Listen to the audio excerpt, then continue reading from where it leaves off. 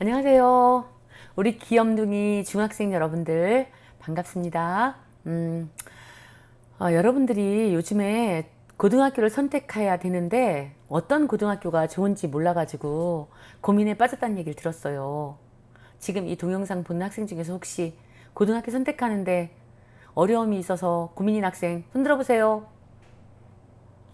여기 많구나.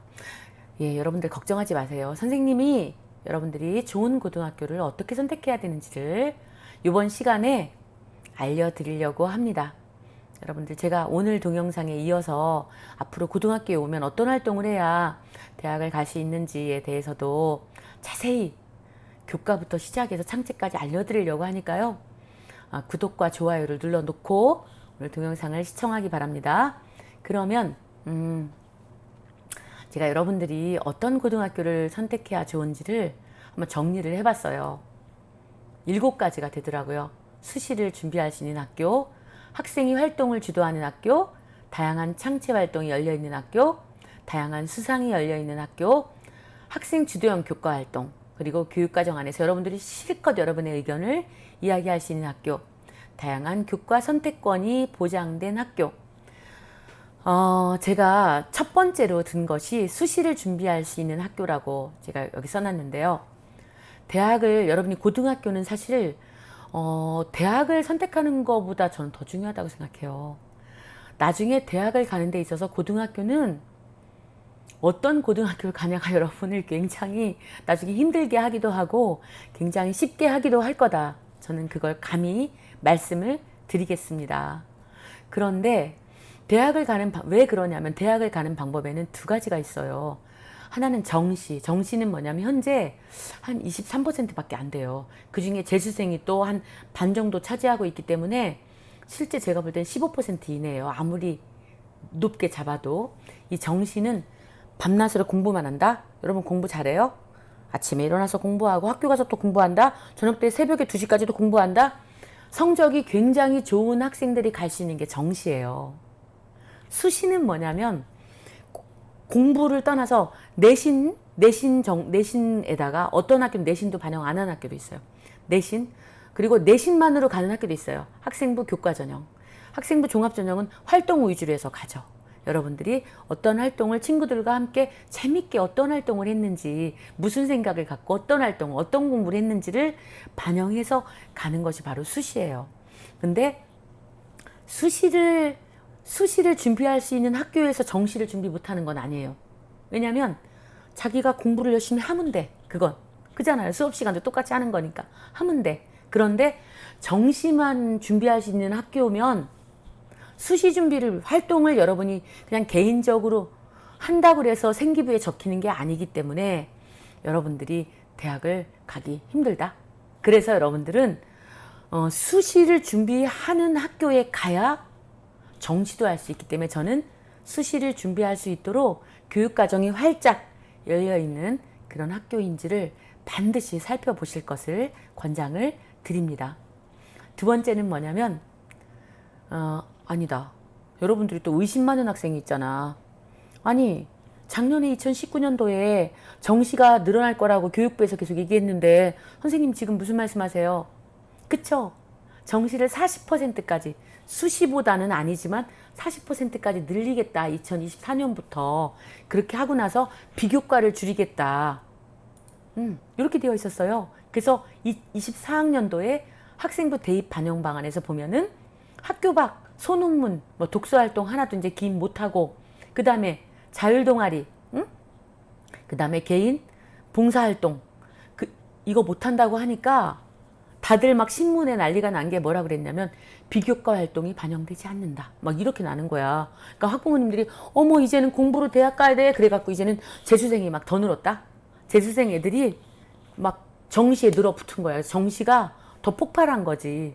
막말로 40%에 간다고 해도 정시에 재수생이 한 20이 들어오는 거지. 실제 20밖에 안 되는 거죠. 왜냐하면 재수생이 수시로 가기 쉽지 않아요. 왜냐하면 갑자기 활동을 만들어낼 수가 없어.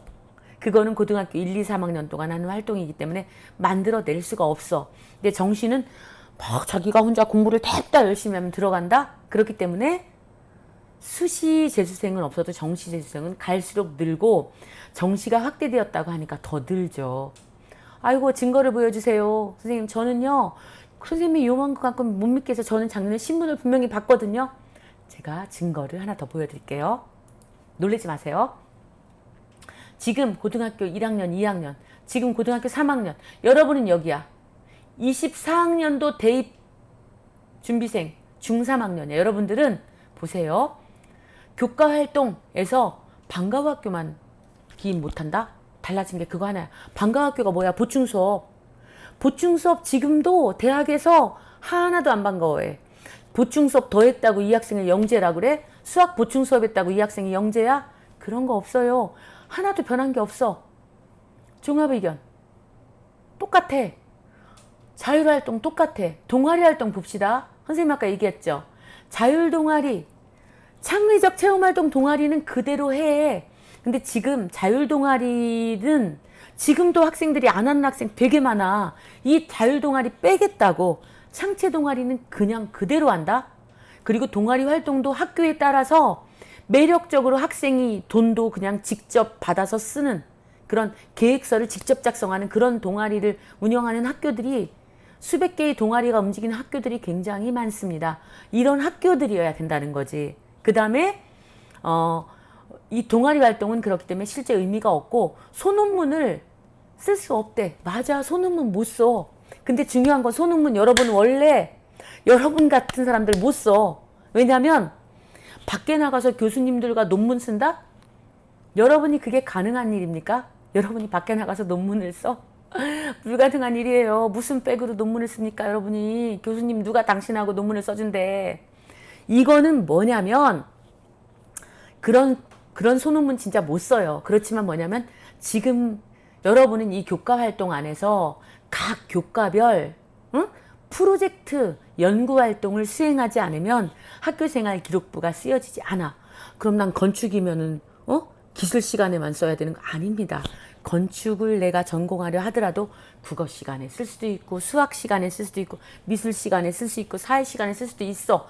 사회 쪽에 건축을 연구하는 프로젝트 연구 활동을 친구들과 소소하게 재밌게 하는 거지. 이런 활동을 되게 다양하게 하면 할수록 선생님이 이 학생은 이거를 궁금해해서 이런 연구 활동을 스스로 찾아서 프로젝트 활동을 진행한 학생, 이걸 쓸 수가 있잖아. 이건 여러분이 생기부가 굉장히 중요한 거지. 그래서 이것은 실제 변한 게 아무것도 없어. 그러니까 무슨 얘기냐면 소논문, 동아리 활동에서 하는 프로젝트 연구도 가능하죠. 소논문을 쓸 수 없는 거야. 그 다음에 봉사활동 다 그대로야. 제가 말씀드렸잖아요. 밖에 나가서 뭐 요양원 갔다 오고 어디가 이런 거 안 되는 거야. 학교 내에서 하는 봉사활동은 그대로 가는 거예요. 학교 내 봉사활동이 급식 보조밖에 난 모르는데 그거는 학생 내 학교가 그런 거지. 고등학교에 따라서는 학교 내에서 프로젝트 봉사활동이 100개, 1000개도 할 수 있어. 그거는 그냥 반영이 된다고.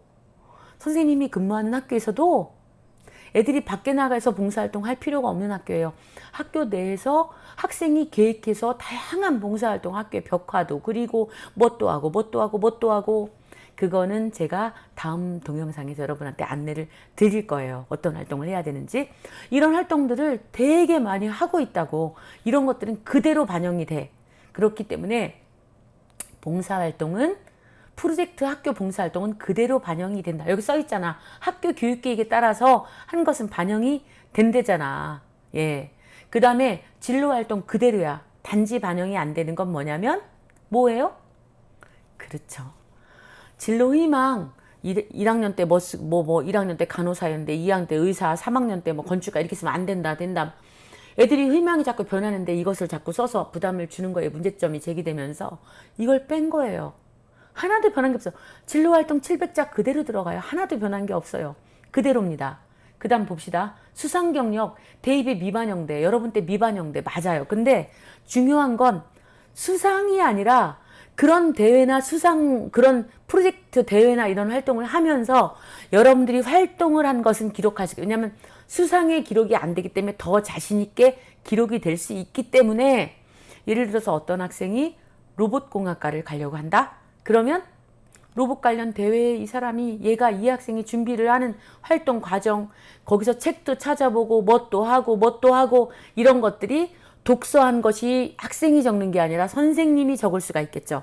그러니까 이런 활동들이 기록이 되는 거죠. 예, 그래서 실제 수상 이런 기회, 다양한 학생 맞춤별 활동이 준비되어 있는 학교로 가야 된다. 여러분이 그런 대회를 하고 싶어도, 그런 활동을 하고 싶어도 대학에서 그걸 열어놓지 못하면 실제 하기가 어렵습니다.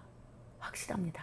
그렇기 때문에 그런 것들이 가능한 학교, 교육과정 안에서 학교 내의 활동만 인정되기 때문에 학교 내에서 그런 활동을 열어놓은 학교와 열어놓지 않은 학교는 하늘과 땅이다. 제가 그 말씀을 분명하게 드립니다. 마지막으로 독서 활동이 없어진 건 사실이에요.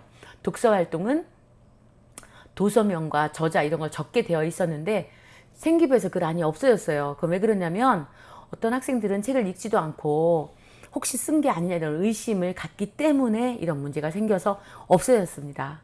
나머지는 학교에서 하는 모든 활동은 더 강화됐어. 심지어 여러분은 고등학교 1, 2학년까지는 현재 자기소개서를 써야 돼. 그런데 여러분 2024년도 여러분 입학생인 중3 학생들은 자기소개서를 안 써. 그러니까 심지어는 생기부가 더욱더 탄탄해야 돼. 생기부는 학교 활동을 기반으로 가. 그래서 여러분들은 학교 내에서 이런 활동을 할 수 있도록 열어놓은 학교가 어딘지를 꼼꼼하게 보기 바랍니다.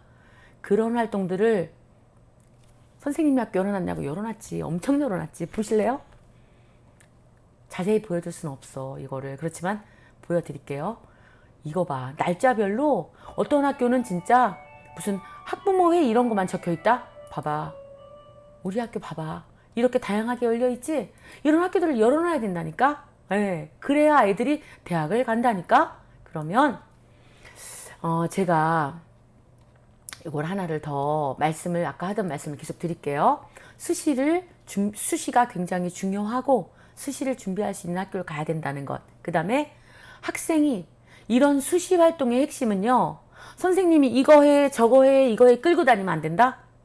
학생이 계획하고 학생이 하도록 학교가 돈을 지원해 주는 거야. 돈도 지원해 주고 돈도 동아리를 하더라도 똑같이 안 준다. 계획서를 쓰게 해서 나눠준다. 어떤 학생은 5만 원, 어떤 학생은 7만 원, 어떤 학생은 10만 원 이렇게 될 수도 있는 거다. 이런 것들이 다양하게 학생이 프로젝트를 주도하도록 열려있는 학교여야 한다는 거죠. 어떤 학생이 그래. 우리 졸업생이 한 명이 와서 그래. 학교가 절 도와준 게 뭐 있어요? 다 제가 했는데. 그래야 대학 가. 뭐냐면 선생님이 너 이거 해. 봉사활동 너 이거 해. 너 여기 청소 봉사활동에 말도 안 되는 거야. 대학 못 가요. 여러분이 스스로 무슨 봉사활동을 할지를 생각하고 그걸 해야만 가. 이게 앞으로 변화된 교육과정이에요. 그 다음에 다양한 창의적 체험활동. 아까 그거 있잖아. 자율활동에 자치, 적응, 창의주제활동이 있고 그거는 선생님이 나중에 활동이 뭔지는 안내를 해드리겠다 그랬죠. 그 다음에 동아리활동, 그 다음에 진로활동, 봉사활동 이거 말하는 거야. 이런 것들을 다양하게 열어있고 학교가 그것들을 열어놓지 않은 학교는 여러분이 하고 싶다고 되는 게 아니야.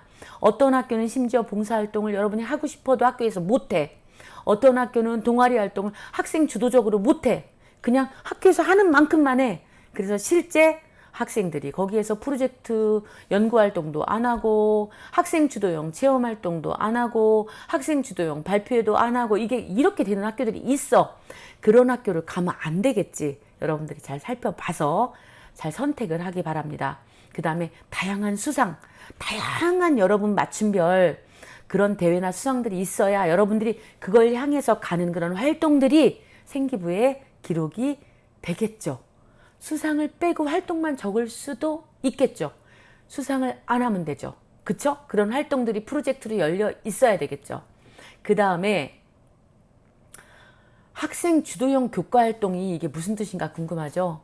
각 교과별로 정말 다양하다. 그냥 심지어 우리 학교 예를 들어볼게요. 우리가 예술 중점 학교를 한다? 그러니까 학부모 학생들이 막 걱정을 해. 어머 이 학교 미술로 가는 거야. 아니야. 예술 중점을 해야 수학을 전공하는 애한테도 융합교육으로 생기부에 매력적으로 쓸 수가 있는 거야. 왜? 그 학생이 정말 활동이 매력적으로 하니까. 미술과 연계되어서. 그 다음에 어떤 데가 심리학과를 가려고 그래. 그러면 심리, 그 인성적인 측면, 그런 다른 사람의 마음을 읽어준 이런 활동들, 예술 중점이잖아. 거기에서 교과를 선택할 수 있도록 교과가 열려 있어야 되는 거야. 그래서 그런 과목을 열어놓은 거야. 과학 중점도 열어놓고 미술 중점도 동시에 열어놔서 그런 중점 학교들에서 다양한 교과목이 개설되어서 내가 선택하고 그것들을 학생 중심으로 내가 프로젝트형 활동으로 할 수 있는 학교인지 아닌지, 내가 프로젝트형으로 하려고 해도 선생님이 우리는 그런 학교 아니야, 우리 강의식이야, 강의 수업할게, 잘 들어, 이건 이렇고 저건 저렇고 저건 이래, 이렇게 하는 수업이 여러분 필요하지 않기 때문에 잠을 자는 거라고 제가 몇 번 얘기해요. 왜? 인터넷에 다 있는 내용을 왜 들어야 합니까? 그런 수업이 아닌 여러분들이 프로젝트형 활동을 하면서 스스로 배움을 만들어 나가는, 그렇게 시스템에서 만들어져 있는 학교를 선택하시기 바랍니다. 그리고 중요한 거, 여러분들이 교육과정 안에서 여러분들의 의견이 얼마든지 반영돼야 돼. 학생이 강연도 하고, 학생이 무슨 학교의 발전 제안도 하고, 그것들이 생기부에 기록이 되는 그런 활동들이 가능한 그런 학교를 선택해서 여러분은 언제 어디서나 그런 요구를 교육과정 안에서, 그냥 내 개인적으로 요구하는 게 아니라 교육과정 안에서 요구하고 학교가 그것들을 들어주는 학교인지 아닌지 그걸 봐야 됩니다. 마지막으로 너무 중요해서 제가 끝에 써놨어요. 다양한 교과 선택이 가능한 학교예요. 여러분이 국어 계열로 간다 그러면 국어 계열과 관련된 다양한 과목들이 개설이 되어 있는지, 수학 관련 다양한 과목들이 개설되어 있는지, 여러분들이 어떤 과목을 요구하면 그것들이 학생 숫자가 적더라도 주문형 강좌나 공동교육과정, 뭐 충남 이런 데서는 공동교육과정, 경기도에서는 클러스터 이렇게 표현하는데, 학교 연계 혹은 학교 사이에서 그런 과목들이 다양하게 개설되어서 여러분들이 원하는 학교를 충분히 갈 수 있는지를 여러분들이 살펴보고 고등학교를 선택하시기 바랍니다. 도움되셨어요? 여러분들이 좋은 학교 잘 판단하셔서 선택하시고요. 앞으로 선생님이 여러분들이 고등학교에 와서 또 어떤 활동을 해야 되는지를 정말 디테일하게 설명을 해드리려고 하니까요. 여러분들이 구독을 눌렀다가 계속 시청을 해주시기 바랍니다. 화이팅! 감사합니다.